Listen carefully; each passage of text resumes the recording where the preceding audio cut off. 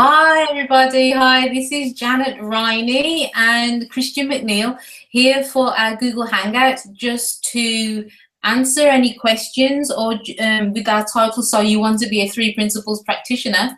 And so we're here just to answer any questions that anybody may ask, but also just to provide some information. If you are just curious or you've got any questions or queries about what it is that we will be doing and sharing during our practitioner training.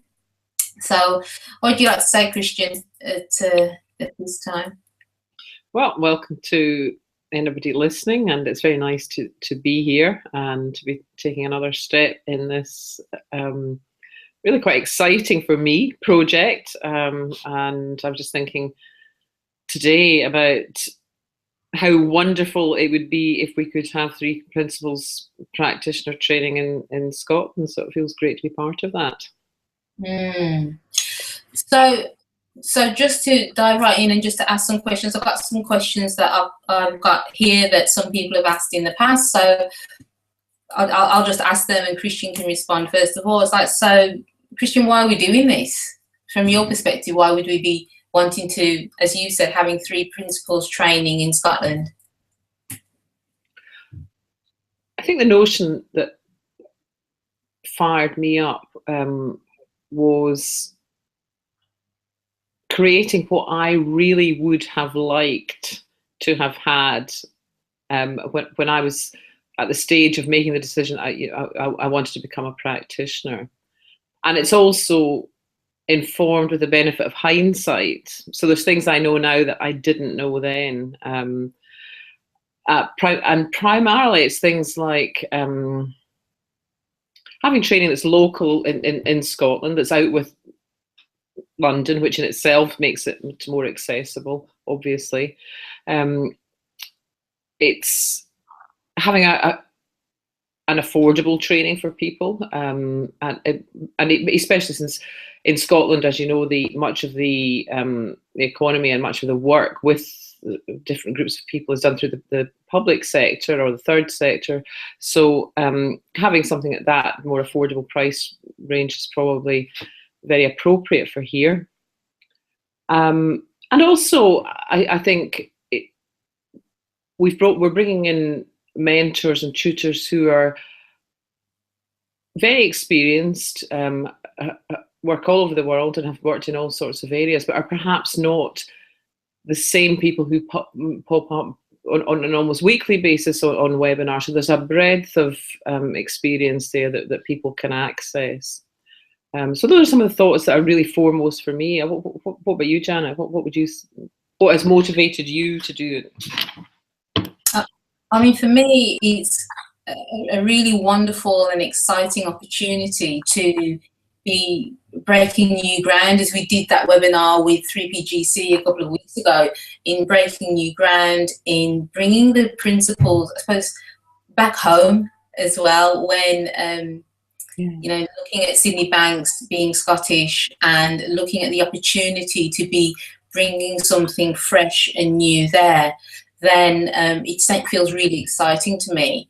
And as we were saying, to be able to provide training to a sector which we're both very familiar with, so to be ensuring that this level of training is available to public sector, voluntary sector organisations, as well as individuals who do want to and have a passion for sharing something new that I feel, and I know we feel, that people can be healed from. They learn to heal themselves, they learn to deal with their own problems, recognise their own resiliency.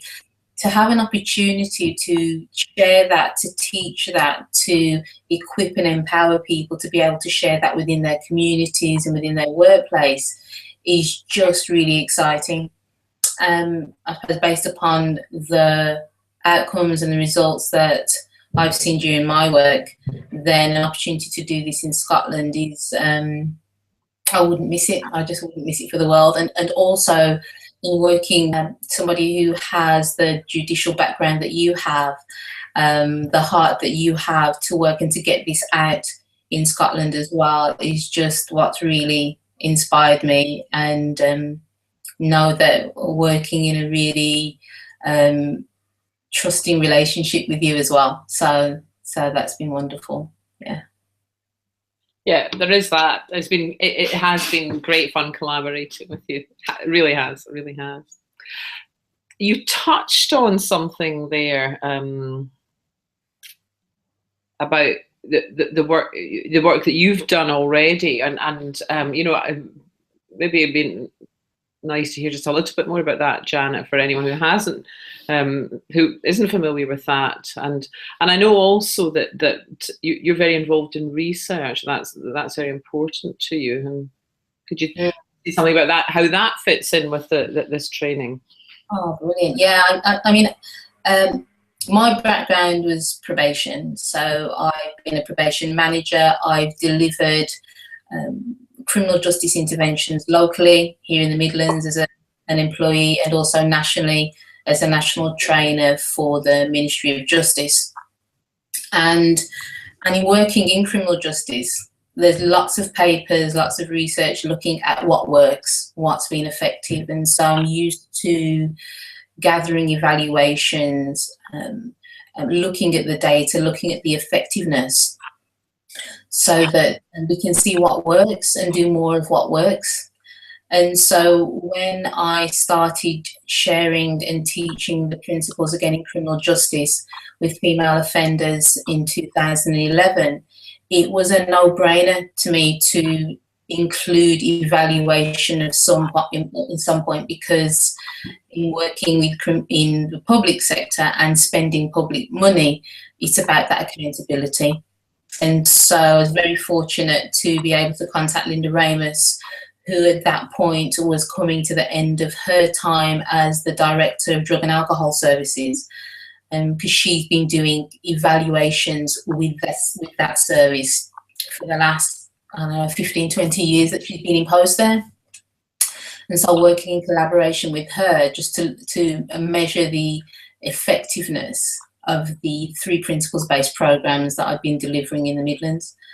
And it was wonderful because we used 4 different questionnaires, a wellbeing questionnaire, resiliency questionnaire, self-esteem questionnaire, and a questionnaire specifically designed to measure the 3 principles, increased knowledge of the 3 principles that Judy Sedgman had created. And just sending the data back to Linda for her to evaluate that was very powerful, because I had numerical and also qualitative journals and that kind of personal evidence for people to see, for the commissioners to see how effective this had been. And so yes, so for me, from all of my work, having some kind of evaluation as part of it has always been fundamental. And the work that I've done in criminal justice since 2011 has been purely sharing and teaching the principles within criminal justice.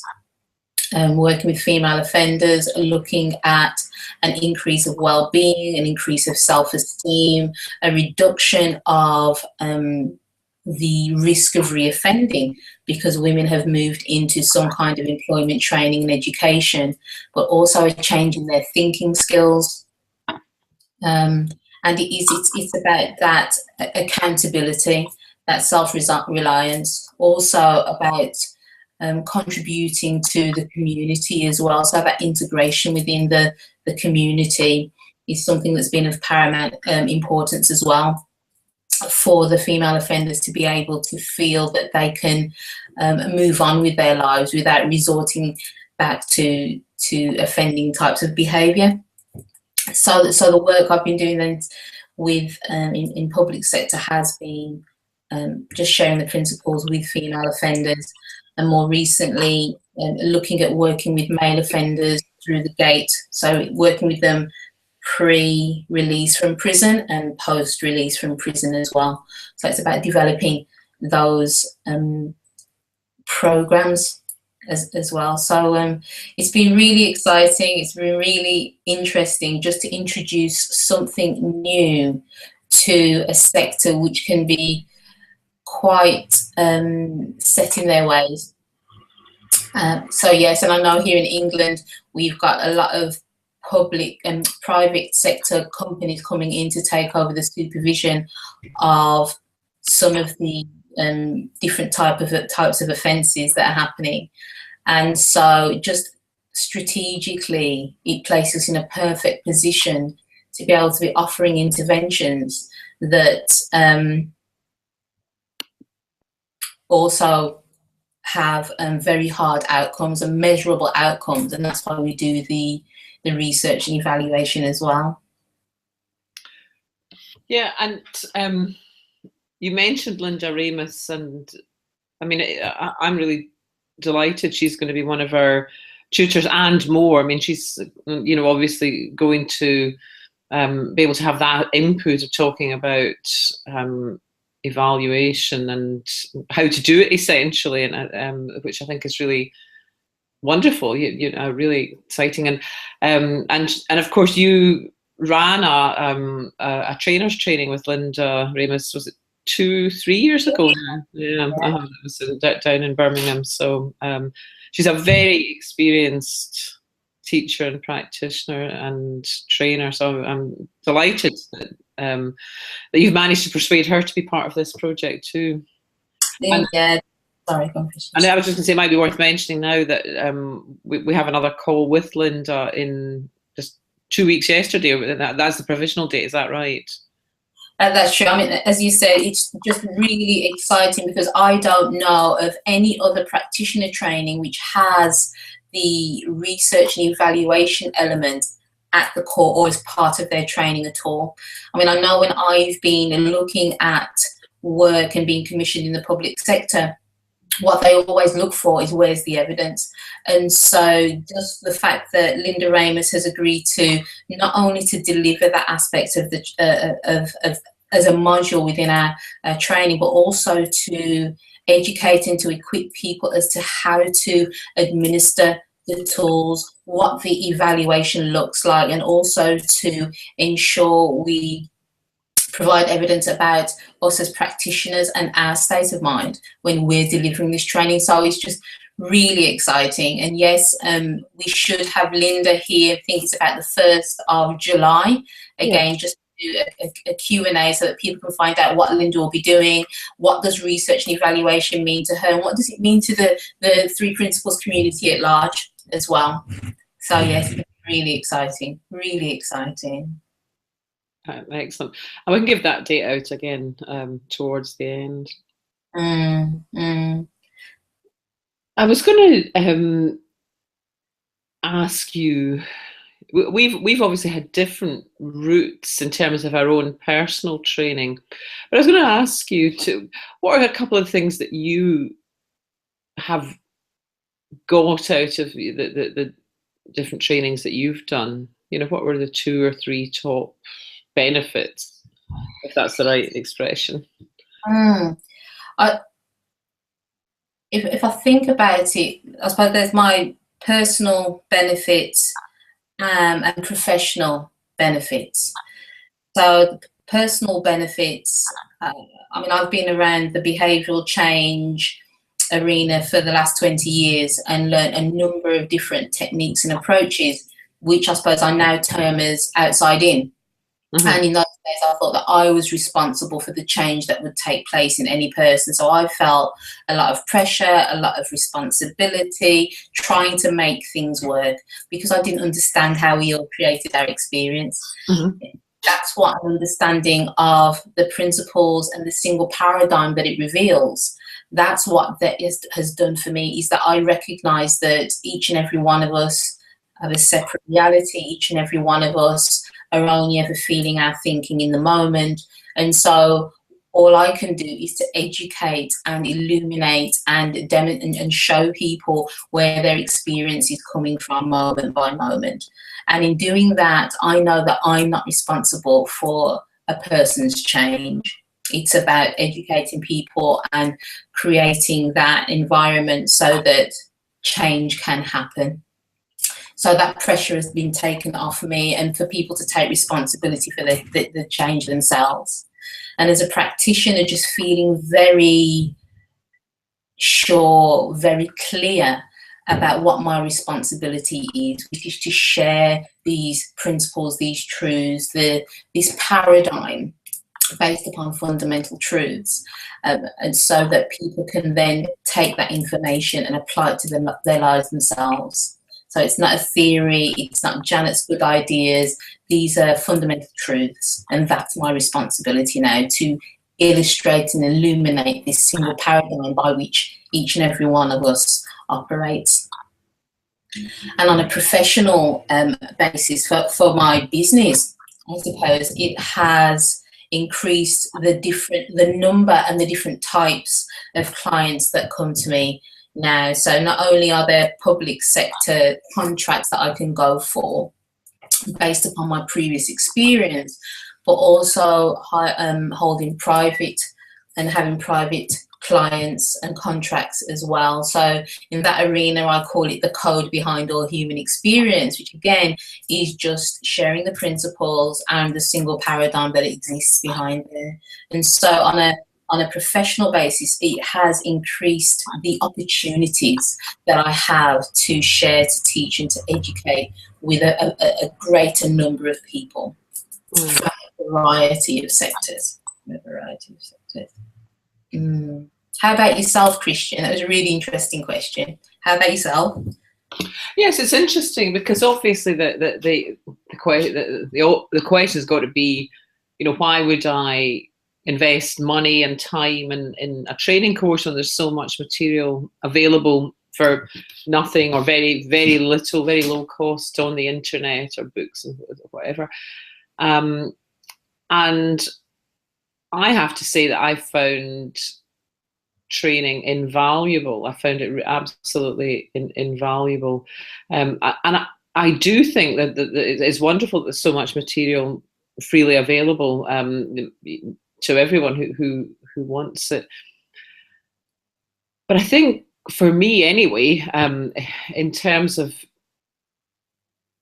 communicating this understanding with other people, it was absolutely essential to have particularly the one-to-one opportunities, the group opportunities too, but especially the one-to-one opportunities, or maybe the combination of them, of seeing myself sometimes mirrored in what other people in a group were saying, but having the opportunity to ask questions where something just wasn't clear, or more to have someone who had got to know me a bit, ask me questions, or point things out where I had gaps in my knowledge. Or quite surprisingly, a lot of the time, I think, with getting a sense of the three principles, showing me where this was already showing up in my life, where it had always been showing up in my life, and where I just didn't have eyes for that. And I think that training, whether in a group or with other people, was in itself,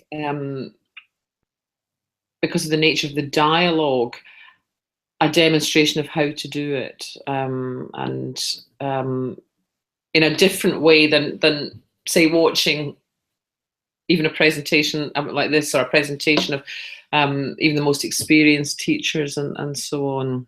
You know, there was something more that has been gained in that, and I mean, as of course we're always pointing to in working with clients in this understanding, people have their own wisdom about what's right for them, but I think it's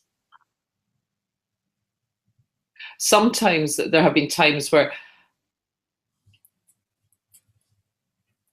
I've quite quickly in a conversation, in a dialogue, seen where I've been misdirecting myself, and without that conversation, without that other person seeing exactly where I was coming from, I suspect that it would have taken me a lot longer to get there. Yes, that's true. That's so true, because as you said, the benefits, I suppose, of also being part of a training program is that having somebody as a mentor where you have regular calls that can speak with you in the moment about what you're seeing, how things look, pointing you back and showing you back to that single paradigm so you're far more clear about how we work. Being with colleagues as well and being with peers and hearing their experiences as well. So when we have the coming together in the room, so that we can do those modules in person as well. Just having the opportunity to spend time with each other to discuss and see what each person's doing from the different sectors or from their different backgrounds. That's also really exciting, and seeing how we progress and move forward together as well. And also what I love are the different mentors that we've got as part of this program also, who will be sharing their expertise. As you said, and these are people who have worked within the public sector or who've and have benefited from these principles in their lives. So we're talking to Joe Bailey as well, and Kimberly Porter. We've got a number of different, as well as you said, Linda Ramos. We have a number of different mentors who can contribute their expertise and their insight into our program and to help the students as part of our program as well. Yeah. And I think that group experience can be wonderful, you know, watching people change over a period of time, and the indisputable evidence that participants get from seeing other people change. We've seen that growth happen in others, and it's very affirming, very empowering, I think, of the efficacy of an understanding of the three principles. And the relationships that continue afterwards as well. So not only do I still have meetings and meet up with people who were part of my cohort or group from 2011 to 2012, but the mentors as well. So you know, the Pranskys and Kathy Casey, a number of those, just continuing to have relationships with those as well. So that's been wonderful. That's been wonderful, and that's what we want to provide for others as well. We really do. Yes, it's a fantastic resource. I mean, I have a kind of ongoing mentoring relationship, and it's I just love those calls. I just see, you know, they're such a gift. Who dreamt that supervision could be so enjoyable? So, you know, supervision, mentoring. Far cry from the supervision of old. A far cry, definitely. So I'm just thinking when and looking at, just to give people an idea of our start date as well. So we're looking at a start date in mid-September, and that would be, mid to the end of September. Yeah. So because what we're looking at is actually having Linda Ramos to start the training and to do that first module on research and evaluation, because that just demonstrates to us, and just to show that how fundamental that is to the work that we're doing. And to have that in Scotland as well, which would just be amazing, absolutely amazing, wonderful. Definitely, and obviously people can hear.